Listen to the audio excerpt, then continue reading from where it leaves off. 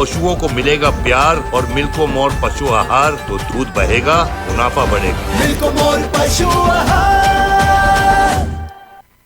खुदी को आजमाया है तो ये अंदाज आया। तुम में भी मैं हूँ शुद्ध प्लस पान मसाला।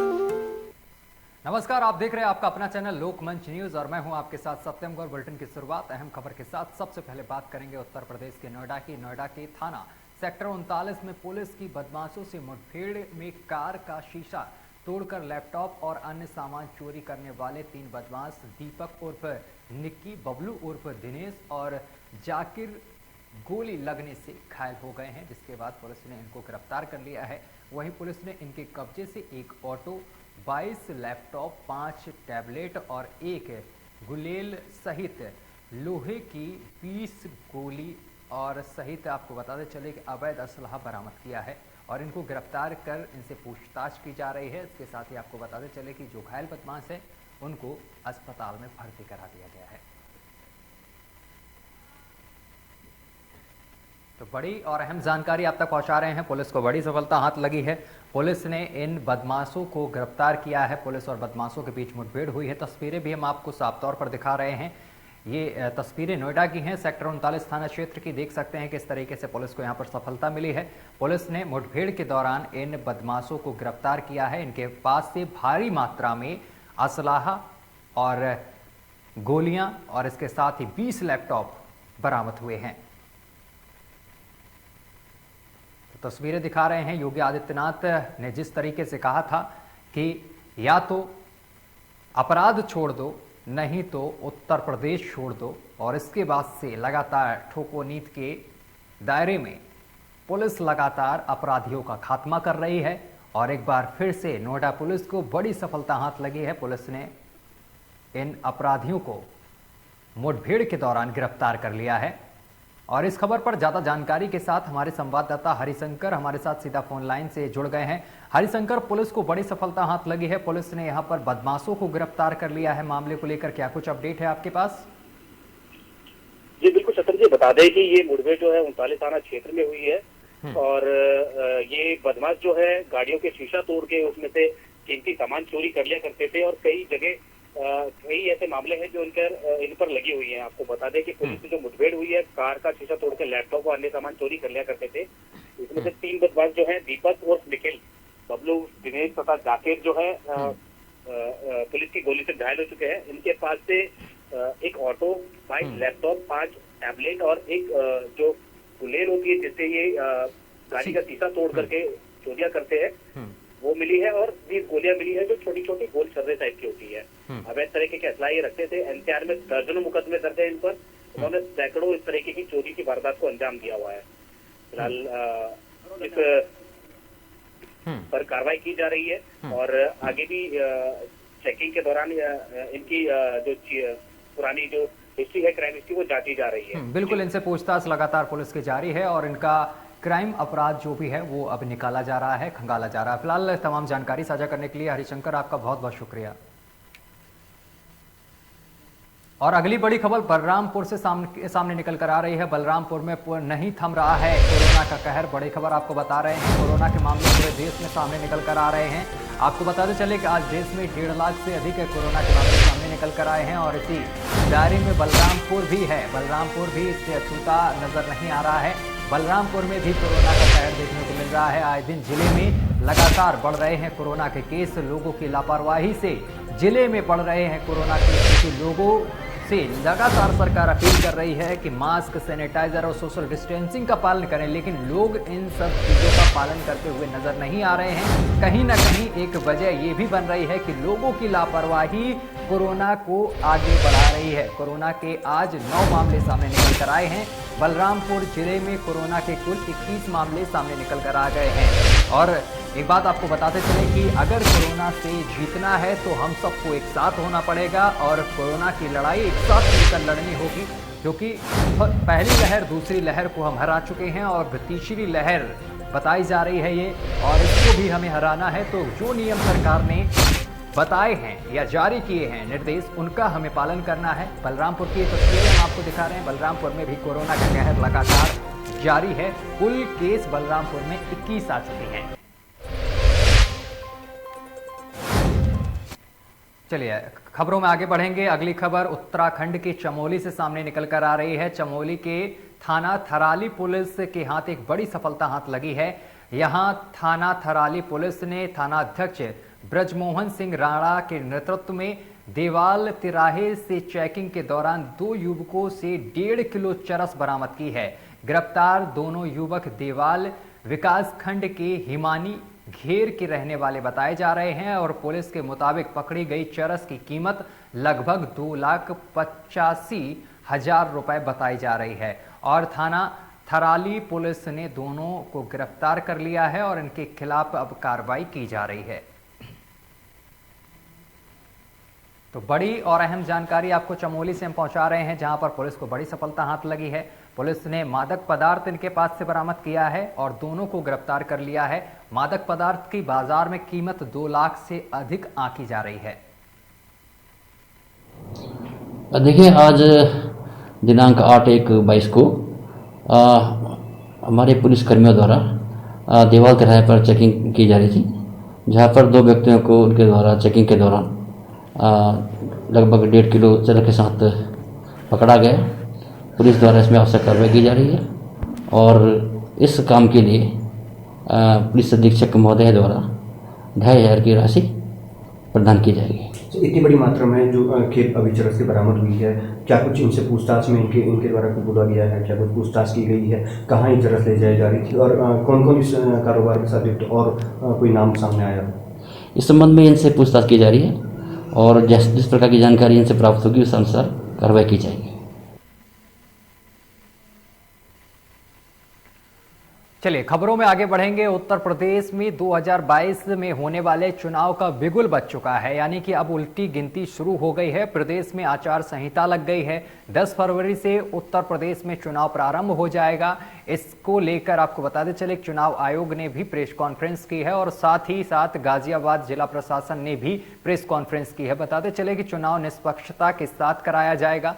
गाजियाबाद जिला अधिकारी ने निर्देश दिए हैं कि कोविड-19 के तहत और चुनाव आचार संहिता के तहत जनपद गाजियाबाद में चुनाव कराए जाएंगे।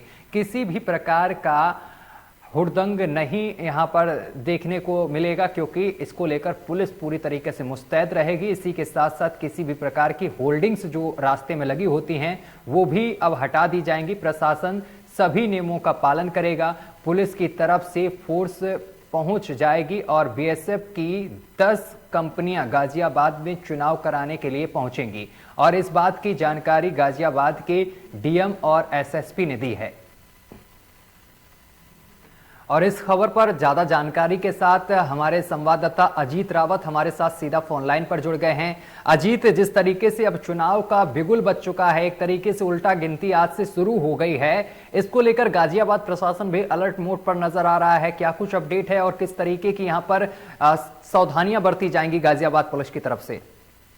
तो मैं आपको सबसे पहले ये बता दूं कि सबसे अच्छी बात यह है कि पहले चरण में हमारा जो उत्तर प्रदेश का गाजियाबाद जिला है इसमें चुनाव होना है। मैं आपको बता दूं कि जो गाजियाबाद प्रशासन है वो पूरी तरीके से अलर्ट मोड पर नजर आया है। पहले ही दिन उन्होंने प्रेस कॉन्फ्रेंस कर अपने सभी चीजों के बारे में हमको साझा किया है और उन्होंने ये साफ कर दिया है कि आचार संहिता जो लागू किया गया है इसको सभी से सख्ती से पालन करवाना है। किसी भी तरीके से ढिलाई नहीं बरती जाएगी और जितनी तमाम जो बीएसएफ की टुकड़ियां हैं वो सभी अब क्षेत्रों में अपने अपने जो चुनाव केंद्र है वहां पर पहुंचकर अपना वहां पर मुआयना करेंगे और पूरा तरीके से जो दहशत जहां माहौल लगेगा, जिस जगह पे जिस इलाके में जिस तरीके के माहौल बिगड़ने वाले लगते हैं उस माहौल में जाकर के और उस इलाके में जाकर के वो अपना मार्च फ्लैग मार्च करेंगे और लोगों को बताएंगे कि यहाँ पर किसी भी तरीके की कोई दिक्कत या किसी भी तरह की कोई परेशानी नहीं होगी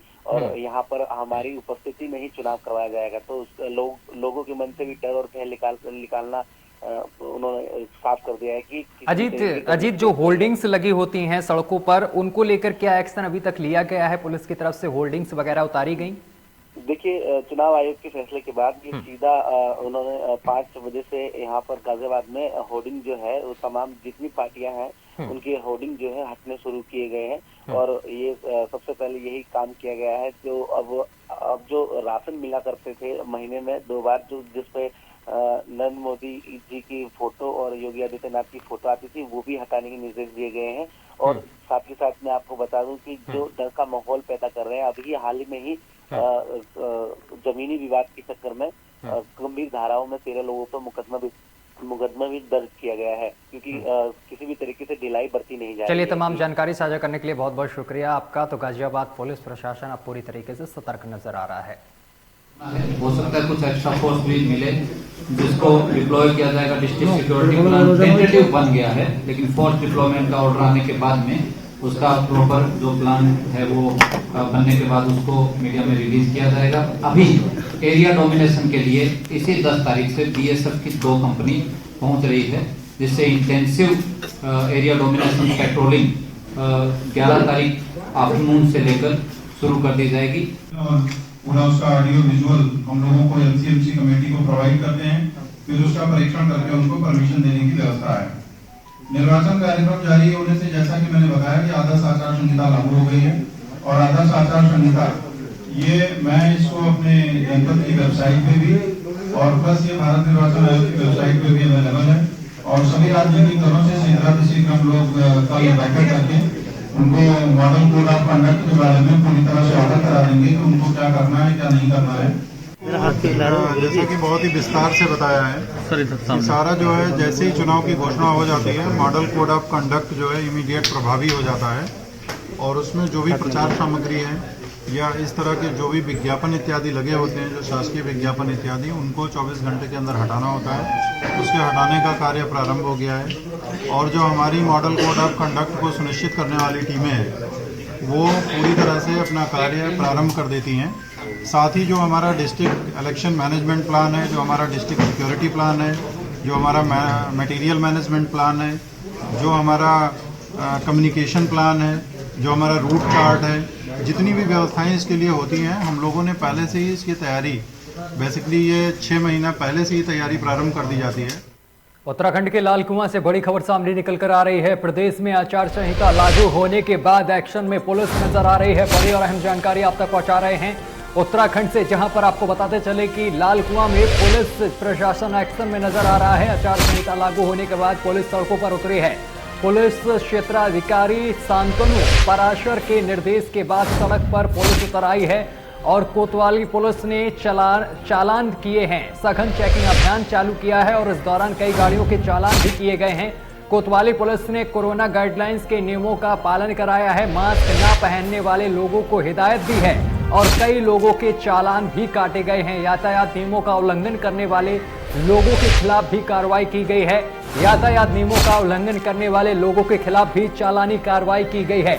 बड़ी और अहम जानकारी आप तक पहुंचा रहे हैं लाल कुआं से, जहां पर आपको बताते चले कि पुलिस अब मुस्तैद नजर आ रही है। आचार संहिता लागू होने के बाद पुलिस मुस्तैद नजर आ रही है। पुलिस ने कई लोगों के चालान किए हैं।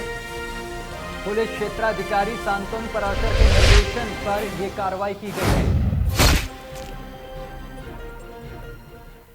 और अगली खबर रुड़की से सामने निकल कर आ रही है। रुड़की नगर निगम मेयर लगातार विवादों में बने हुए हैं। गौरव गोयल मेयर बनते ही एक महिला के साथ छेड़छाड़ मामले में मुकदमा उनके खिलाफ दर्ज हुआ है, जो काफी चर्चाओं में रहा है। और उसके बाद नाला प्रकरण मामला चर्चाओं में रहा और अब खुद नगर निगम के पार्षद का मेयर से विवाद शुरू हो गया है, जो खत्म होने का नाम नहीं ले रहा है। पार्षदों का आरोप है कि मेयर साहब उनसे 5% कमीशन मांगते हैं, जिसमें पार्षदों ने एक पर्ची भी मीडिया के समक्ष पेश की थी, जिसमें पार्षदों द्वारा आरोप लगाया गया था कि यह पर्ची मेयर ने लिखी है, जिसमें उन्होंने अपने 5% के कमीशन मांगने का जिक्र कर सिग्नेचर किया है।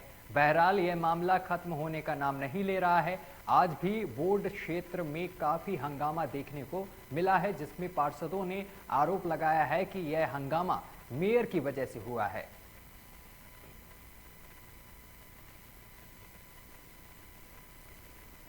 पार्षदों द्वारा सभी जितने प्रस्ताव थे उन पर चर्चा हुई, कुछ पास हुए, कुछ पास नहीं हो पाए, वो एक अलग प्रक्रिया है। लेकिन कुछ पार्षदों का जो आचार विचार और जो यहाँ पर देखने को मिला, बहुत बुरी स्थिति है। हमारे पूर्व में जो नगर आयुक्त यहाँ पे रही हैं नुपुर वर्मा और जो चंद्रकांत भट्ट रहे हैं, वो व्यवस्था यहाँ पे इतनी ख़राब करके गए हैं, लगभग 15 करोड़ रुपए की एजेंसियाँ निकाल करके गए हैं। और कुछ पार्षदों को प्रत्यक्ष रूप से उन्होंने ठेकेदार बना दिया, बहुत आर्थिक रूप से मजबूत करने का काम किया। वही पार्षद लोग आज यहाँ पे उपद्रव मचा रहे हैं। देखिएगा, बोर्ड बैठक नियमित तौर पर होनी चाहिए, हर 2 माह में बोर्ड बैठक होनी चाहिए। नहीं होती है, इसका कारण तो महापौर को मालूम है क्यों बोर्ड बैठक से बचना चाहते हैं। आज ये जाहिर भी हो गया क्योंकि बोर्ड में शायद वो अल्पमत में है बुरी तरह से, इसलिए वो बोर्ड बैठक से बचते हैं। लेकिन बोर्ड बैठक से बचना कोई समाधान नहीं है, क्योंकि शहर के जितने भी विकास हैं, वार्डों के जो भी विकास हैं, वो तो बोर्ड में पास होंगे तभी होंगे। तो बोर्ड बैठक करना हमारा दायित्व है, महापौर का भी दायित्व बनता है। सबसे पहले मैं धन्यवाद करना चाहता हूँ माननीय हाई कोर्ट का कि उन्होंने 10 माह बाद इस चीज़ का संज्ञान लिया। शहर के प्रबुद्ध नागरिक, हमारे बुद्धिजीवी सुबोध जी हाई कोर्ट गए, उन्होंने पहल की। हंगामा कारण केवल एक मेयर साहब है। आपने देखा होगा, मैं आपको दिखाना चाहता हूँ, मेयर साहब ने केवल एक जनता के लिए एक ये प्रस्ताव दिया। ऐसा आप पढ़ सकते हैं, लोक निर्माण विभाग द्वारा जारी नवीकरण नगन के द्वारा लागू कर जाए, इसका मतलब 20% बढ़ा जाए। इन्होंने कोई भी विकास, मैं आपको पूरा एजेंडा दे दूँ, आप पढ़ लीजिए, कोई भी विकास इसमें नहीं हुआ। 20% केवल बढ़ाने के लिए इन्होंने 20% का वो करा और उन्होंने कोई विकास के लिए कार्य नहीं दिए। जो हमने विकास कार्य दिए हैं उसके लिए मेरे साहब ने कोई वो नहीं करा। और आज तक मैं आपको सारा एजेंडा पढ़ के दिखा दूंगा। 8 बीघे भूमि जो क्या नाम है अग्नि वालों को दे दी जाए, हमारे यहाँ कोतवाली में अग्नि का वो लगा हुआ है। और उत्तर प्रदेश में आदर्श आचार संहिता लगते ही जिला प्रशासन एक्शन मोड में दिखाई देने लगा है। आदर्श आचार संहिता का पालन कराने के लिए बस्ती प्रशासन ने कमर कस ली है। आज जैसे आचार संहिता लागू हुई, तुरंत प्रशासन एक्शन मोड में दिखाई दिया है और जगह जगह पर लगे होल्डिंग और बैनर, पोस्टर व पेंटिंग को हटाने का काम शुरू कर दिया है। आदर्श आचार संहिता का 100% पालन करवाने के मूड में जिला प्रशासन ने पहले से ही तैयारी कर रखी थी और घोषणा होते ही प्रशासन ने होल्डिंग बैनर हटवाने का कार्य शुरू कर दिया।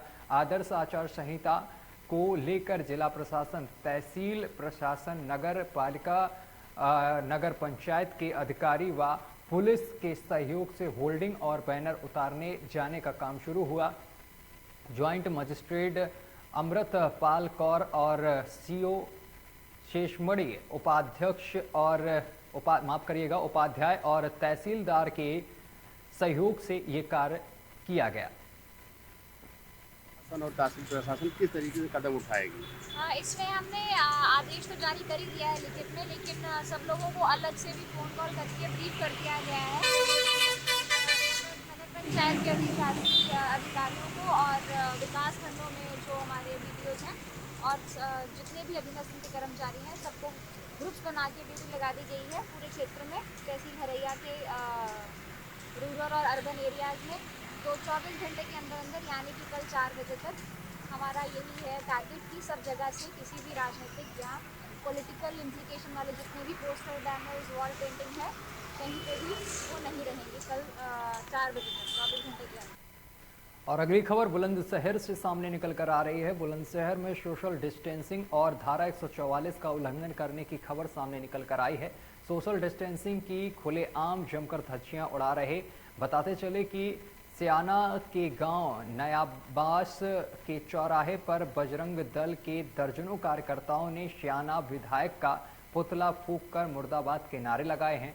दरअसल आपको बताते चले कि मामला सियाना तहसील क्षेत्र के गांव नयाबास चौराहे का है, जहां पर दर्जनों बजरंग दल के कार्यकर्ताओं ने सियाना विधायक देवेंद्र सिंह लोधी का पुतला फूंका है। वहीं बजरंग दल के विद्यार्थी प्रमुख शिव कुमार राजपूत ने बताया है कि नयाबास गांव निवासी जिला पंचायत सदस्य योगेश राज, जो कि भाजपा कार्यकर्ता हैं, जिला पंचायत सदस्य होते हुए भाजपा के ही जिला पंचायत अध्यक्ष को उन्होंने वोट किया था।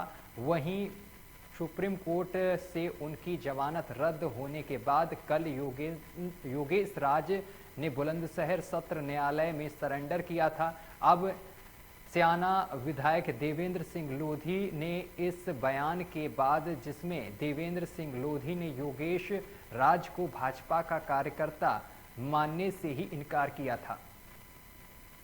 तो नयाबास में पुतला दहन किया गया है वो शाना के जो वर्तमान विधायक हैं श्रीमान देवेंद्र सिंह लोधी जी, उनका पुतला दहन किया गया है। इसका जो विषय रहा वो ये रहा कि विधायक जी ने भी स्टेटमेंट दिया था कि जो योगेश राज हैं पूर्व में बजरंग दल के जिला संयोजक, कि वो भाजपा के कार्यकर्ता नहीं हैं, जबकि जो योगेश राज है पहले से ही भाजपा के समर्थन में रहे हैं, भाजपा के सपोर्ट रहे हैं और अपनी जो जिला पंचायत की वोट है वो भी उन्होंने भाजपा के समर्थित प्रत्याशी को दी है। ये मेरे पर निराधार वैसे एलिगेशन लगा रहा हूँ, मेरा कोई मतलब नहीं है। क्यों पुतला फूंका ये मेरे को पता नहीं है, ये उसके स्तर की बात है और ना ही पार्टी का है और सुप्रीम कोर्ट का आदेश है, हमारा उसमें कोई मतलब थोड़ी। सुप्रीम कोर्ट के आदेश से जो जेल गया। बजरंग दल के कार्यकर्ताओं ने आपके मुर्दाबाद के भी नारे लगाए गए हैं वहाँ पे, और तो ऐसा निराधार है, बेमतलब नारे लगाते रहो। चलिए वक्त हो चला है एक छोटे से ब्रेक का। ब्रेक के उस पार खबरों का सिलसिला लगातार जारी रहेगा। रज्जू भैया सैनिक विद्या मंदिर, गांव खंडवाया, तहसील शिकारपुर, जिला बुलंदशहर आपका स्वागत करता है। रज्जू भैया सैनिक विद्या मंदिर एक राष्ट्रीय प्रकल्प है जिसका मुख्य उद्देश्य विद्यार्थियों को एनडीए व अन्य माध्यमों से भारतीय सेना में प्रवेश दिलाना है। भारतीय सेना में अपने बच्चों का उज्जवल भविष्य बनाने के लिए रज्जू भैया सैनिक विद्या मंदिर में प्रवेश दिलाएं। प्रवेश प्रक्रिया प्रारंभ हो चुकी है। 31 दिसंबर 2021 तक रजिस्ट्रेशन किए जा सकते हैं तथा लिखित परीक्षा 16 जनवरी 2022 को होगी।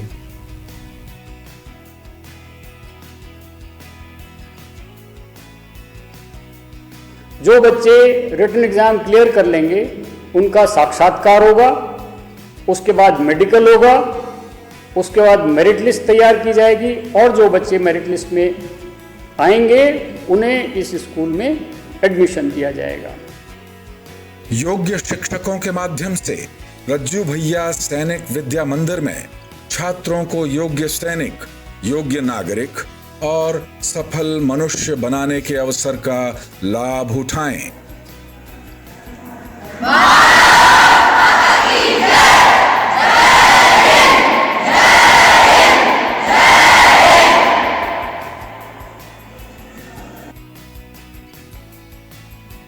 अमेरिका की स्माइल ट्रेन संस्था अब राष्ट्रीय बाल स्वास्थ्य कार्यक्रम से भी संबद्ध निःशुल्क ऑपरेशन और उपचार कर रही है। जन्म से कटे होठ या कटे तालू के मरीजों का निःशुल्क ऑपरेशन किया जाता है। अगर आप ऐसे किसी भी मरीज को जानते हैं या जिसके जन्मजात कटे होठ या तालू हैं, तो उसको हमारे health city hospital trauma centre and super speciality Vijay Khand 2 Gomti Nagar थाने के पीछे लखनऊ पते पर लाएं। चलिए ब्रेक के बाद आप सभी दर्शकों का एक बार फिर से स्वागत है। खबरों में आगे बढ़ेंगे, लखनऊ की बात करेंगे। लखनऊ से बड़ी खबर सामने निकल कर आ रही है। हजारों करोड़ों की परियोजनाओं पर आचार संहिता ने लगाया है ब्रेक। बड़ी खबर आपको बता रहे हैं, आचार संहिता लगने से हजारों करोड़ों की परियोजनाओं पर ब्रेक लग गया है। एलडीए के करीब 4000 करोड़ काम आचार संहिता लागू होने से अटक गए हैं। बड़ी और जानकारी आपको बता रहे हैं, एलडीए के करीब 4000 करोड़ के काम आचार संहिता लागू हो जाने से अटके हैं। ग्रीन कॉरिडोर, राष्ट्रीय प्रेरणा स्थल, प्रधानमंत्री आवास और समाजवादी आवास के टेंडर भी अटक गए हैं। आचार संहिता लगने से कहीं न कहीं जो परियोजनाओं का उद्घाटन होना था, लोकार्पण होना था, वो अटक गए हैं। बड़ी खबर आपको बता रहे हैं, नगर निगम में पार्षद कोटे सहित 5 करोड़ के विकास कार्य भी अटके हैं। चुनाव के बाद ही अब इन पर हो सकेगा फैसला, यानी कि अब चुनाव के बाद इन सभी पर फैसला हो सकेगा। बड़ी खबर आपको बता रहे हैं, हजारों करोड़ों की परियोजनाओं पर आचार संहिता ने ब्रेक लगाया है। और खबर पर ज्यादा जानकारी के साथ हमारे संवाददाता ज्ञानेश हमारे साथ जुड़ गए हैं। ज्ञानेश, आचार संहिता लगने से हजारों करोड़ों की जो परियोजनाएं थी उन पर ब्रेक लग गया है कहीं ना कहीं। ज्ञानेश, आवाज पहुंच पा रही है आप तक? जस्ट एक मिनट रुकिए सर। तो आपको बताते चले कि हजारों करोड़ों की परियोजनाओं पर ब्रेक लग गया है। बड़ी खबर आपको लखनऊ से हम आपको बता रहे हैं, ग्रीन कॉरिडोर, राष्ट्रीय प्रेरणा स्थल, प्रधानमंत्री आवास और समाजवादी आवास के टेंडर भी अटक गए हैं।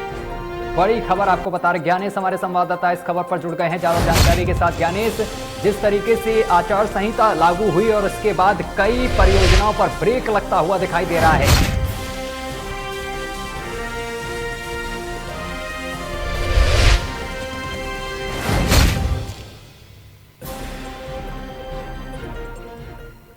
और अगली खबर भी लखनऊ से सामने निकल कर आ रही है। लखनऊ से बड़ी खबर आपको बता दें, राजधानी की 9 विधानसभा सीटों के लिए 23 फरवरी को होगा मतदान।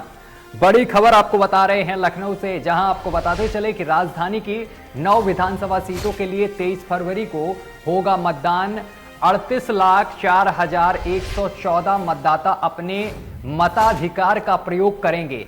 यानी कि जो ये आपको 9 विधानसभा सीटें हैं लखनऊ में, इसमें जो मतदाता हैं वो 38,04,114 हैं। ये मतदाता अपने मताधिकार का प्रयोग करेंगे 23 फरवरी को। और इसके साथ ही आपको ये भी बताते चले कि 27 जनवरी को जिला निर्वाचन अधिकारी जारी करेंगे नोटिफिकेशन।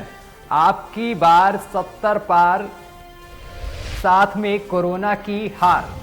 बड़ी और अहम जानकारी आपको बता रहे हैं, अब की बार 70 पार, साथ में कोरोना की हार का दिया गया है स्लोगन। बड़ी और अहम जानकारी, राजधानी में 1526 मतदान केंद्रों पर डाले जाएंगे वोट। यानी कि जो राजधानी है लखनऊ, वहां पर 1526 मतदान केंद्रों पर वोटिंग होगी। पोलिंग बूथ की संख्या 4108, माफ करिएगा 4018 है जो पोलिंग बूथ हैं, और हर बूथ पर 1250 मतदाताओं द्वारा किया जाएगा मतदान।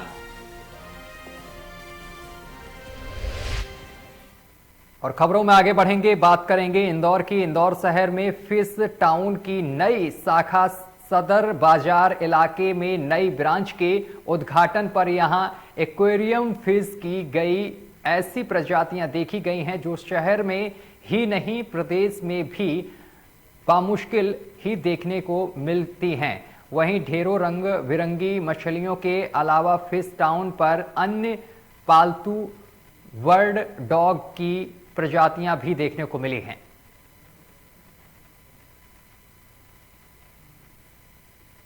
फिश टाउन का कार्यक्रम रखा गया है, तो बताइएगा यहाँ पर किस किस तरह की फिश आई है? मैम यहाँ पर हमने बाहर से इम्पोर्ट करी है मछलियाँ, और मोनो एंजल है, रेड पैरेट है, ऑस्कर है, रुक्रिंग गोल्ड है, सुपिंग गोल्ड है, और डिस्कस है, अरवाना है, पैरेट्स है, लगभग हर प्रकार की। और कुछ ऐसी प्रजातियाँ भी हैं जो बाहर से बुलाई गई है, अपने इंदौर में पहली बार लोगों के प्रदर्शन के लिए रखी गई है।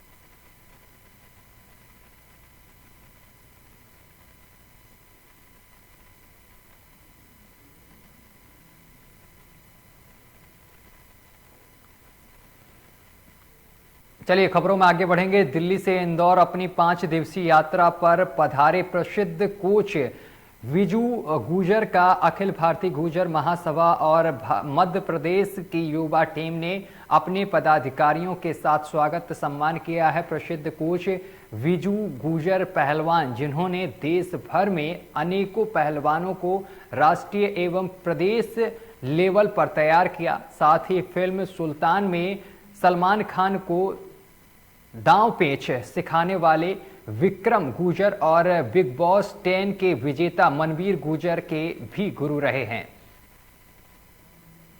मध्य प्रदेश का 5 दिवसीय दौरा आप कर रहे हैं, पहलवान आप सभी को बना रहे हैं। क्या गुर्जर समाज किस तरह से गुर्जर समाज? मैं तो गुर्जर समाज तो है ही है खैर, मगर देखो जी, हम तो कहते हैं पूरा हिंदुस्तान ही हमारा परिवार है, हमारा समाज है।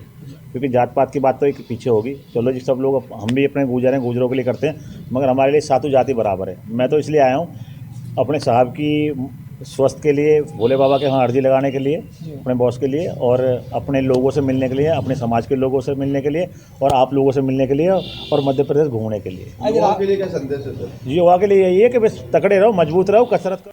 यूपी सहित 5 राज्यों के विधानसभा चुनाव की तारीखों की आज चुनाव आयोग ने घोषणा कर दिया है, और चुनाव की तारीखों के ऐलान के साथ ही आज आदर्श आचार संहिता लागू हो गई है। आज आपको बताते चले कि आचार संहिता लागू होते ही जिला प्रशासन भी एक्शन मोड पर नजर आ रहा है। जिले की अलग अलग तहसील क्षेत्रों में चौराहे और सार्वजनिक स्थानों से सभी राजनीतिक दलों के होल्डिंग उतारने का काम शुरू करवा दिया गया है। जिले में आचार संहिता का उल्लंघन ना हो, इसके लिए टीमें भी बनाई गई हैं। जिला निर्वाचन अधिकारी ने बताया है कि आचार संहिता के पालन के लिए जिले में 30 टीमें बनाई गई हैं। प्रत्येक विधानसभा में 5 टीमों को लगाया गया है। अगले 48 घंटे में प्रचार सामग्रियों को हटाने का कार्य पूरा कर लिया जाएगा। तो बड़ी खबर आपको बता रहे हैं, आचार संहिता लागू होते ही बैनर पोस्टर हटाए जा रहे हैं और बैनर पोस्टर हटाने का काम तेजी से चल रहा है।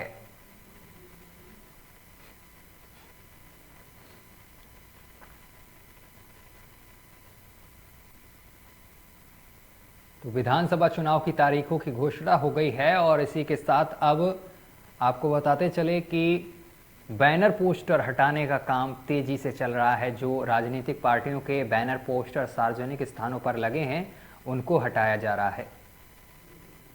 सर, बैनर पोस्टर हटाए जा रहे हैं और कलेक्ट्रेट से भी हटाया गया, सबसे पहले शुरुआत किया गया, क्या कहना चाहेंगे?